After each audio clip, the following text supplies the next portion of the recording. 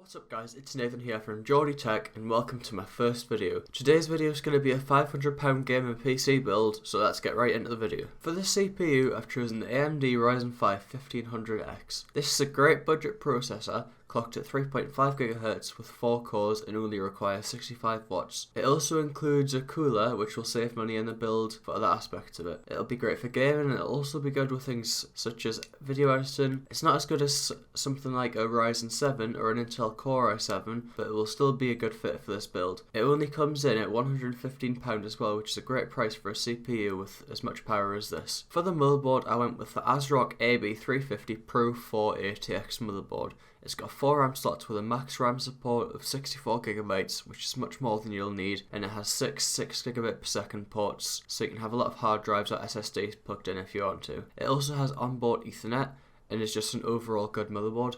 The price of the motherboard is only £69, which is great considering the features and support it has. For the RAM, I've went for the Kingston Value RAM 1 8GB stick kit at 2400MHz. This will be plenty RAM and fast enough for all your computer needs. It only comes in at £65, which is a decent price for 8GB of RAM.